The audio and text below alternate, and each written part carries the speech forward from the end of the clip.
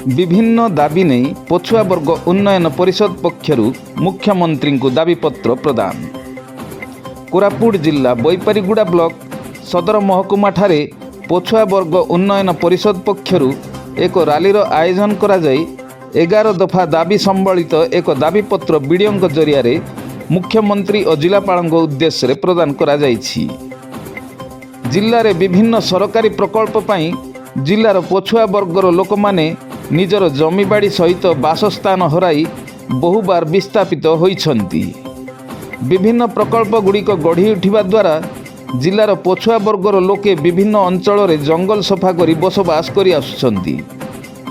1966 मसीहा ठारू भारत वर्ष रे जंगल जमी पट्टा प्रदान करने को आंदोलन होई आसुथुवा बेले राज्य सरकार केवल आदिवासी मानंकु ही जंगल जमी पट्टा देई चुप बसी पड़ी बोली संघ तरफरु अभियोग करा जाइछि।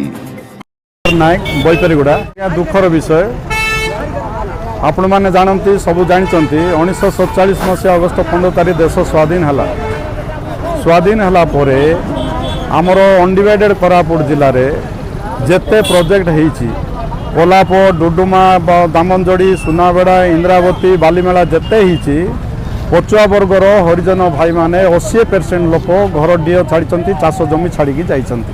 अच्छा रामगिरी जंगल मालकानगिरी जंगल रे अच्छा कटपाड़ रे अच्छा रायगढ़ छंदाहाणी भितर अच्छा आज पर्यंत पछुआ वर्गर लोक मानकु कौन प्रकार साहाय्य सहयोग कि शिक्षा क्षेत्र में सरकार देवार कहीं नजर ना। आम तो आम लोक मैंने जो प्रकार हैराणी अच्छा से मैंने जाते जंगल जमी पट्टा देवाई बोली बारंबार अनुरोध करने सत्वे आमर पछुआ वर्ग लोक जंगल जमी पट्टा देना केवल आदिवासी परिवार को देकरी सरकार चुप बसचंती। तेबे आमे जिते गणतंत्र राष्ट्र गोटे लोक परिवार अच्छु आमको जिते आमको दि जाऊनी गोष्ठीतंत्र माध्यम शासन चलती जेहेतु पछुआ वर्ग लोक मान जंगल जमी पट्टा कि घर न देवार आम गोटे दुखर विषय एवं आमर पिलापिली जो प्रकार परिमाण अच्छा पाठशाठ पढ़ार बहुत असुविधा होची। आमे जिते प्रोजेक्ट कोरापुट अनडिवाइडेड कोरापुट जिते प्रोजेक्ट होती आम घर डीह छाड़ीचु जमी छाड़ीचु किंतु आज पर्यंत ना शिक्षा ना दीक्षा ना जमी ना बाड़ी कौन प्रकार सरकार देना। तेणु यथाशीघ्र पछुआ वर्गर लोक मानंकु जंगल जमी पट्टा प्रदान पाई सरकार तत्पर होबाकू संघ पक्षरु दाबी करा जाइछि। यह छड़ा शिक्षा क्षेत्र में पछुआ वर्गर छात्र छात्री मानंकु मागणा शिक्षा चाकरी प्रदान क्षेत्र में जिला स्तरीय नियुक्ति प्रत्येक ब्लॉक रे शीतल भंडार निर्माण यात्री मानंक निमंते धर्मशाला निर्माण एवं नूतन रेलपथ निर्माण क्षेत्र में जो मानंक जमी जाइछि सेमानंकु उचित क्षतिपूरण प्रदान आदि दाबी करा जाई जिलापाल और मुख्यमंत्री उद्देश्य दाबीपत्र प्रदान करा जाइछि।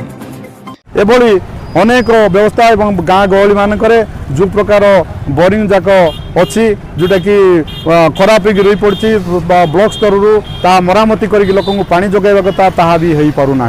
रास्ताघाट तो केते परिमाण रे बहुत खराब ता भी बारंबार जनइले मिसा सरकार शुणा ना ब्लॉक शुणा ना। वर्तमान जो परिस्थिति रे अछंती लोक ताकू सरकार केवल हाँ हाँ बा बा करी टाउन सहर देखिक से जोटा कि डीओ ना चाषी उपर नजर ना। आज आहरी पुणी गोटे समस्या आई जोटा कि आमर जो चाष जमी जोटा कि बैपड़ा ब्लॉक स्तर में जो कि आमर जो जेते प्रत्येक ब्लॉक रे गोटे कोल्ड स्टोर करार अर्थ होची जे माने चाष पनीपरिया चाष करचंती पचका पुषा फिंगी दउचंती कोल्ड स्टोर जो रही था सीटी रखी था ठीक समय बाहर कर जदि बिक्री करते ताले उचित मूल्य भी लोक भी पाई था से भी उचित भाव में पैसा पत्र पाई था।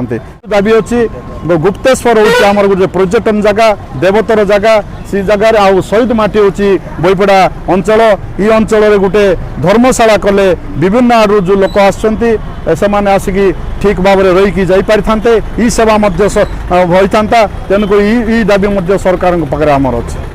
एक रैली माध्यम बैपारीगुड़ा समेत आखपाख अंचल शताधिक लोके बैपारीगुड़ा ब्लॉक ऑफिस रे पहुंची बीडीओ माध्यम एही दाबीपत्र प्रदान करा जाइथिबा देखा जाइछि।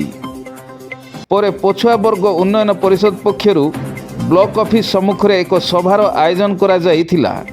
एथिरे श्री हरिनायक कर्पूर हंताल गोविंद खिल प्रमुखों समेत ସଂଘର ଅନ୍ୟ ସଦସ୍ୟମାନେ ନିଜ ନିଜ ବକ୍ତବ୍ୟ ମାଧ୍ୟମରେ ପଛୁଆ ବର୍ଗର ଲୋକ ସମ୍ମୁଖୀନ ହେଉଥିବା ବିଭିନ୍ନ ଅସୁବିଧା ସମ୍ପର୍କରେ ବକ୍ତବ୍ୟ ରଖିବା ସହ ଏହାର ଶୀଘ୍ର ସମାଧାନ କରିବା ପାଇଁ ସରକାରଙ୍କୁ ଅନୁରୋଧ କରିଥିଲେ। କୋରାପୁଟରୁ ମଦନ ମୋହନ ସାହୁଙ୍କ ରିପୋର୍ଟ SK24 ନ୍ୟୁଜ୍।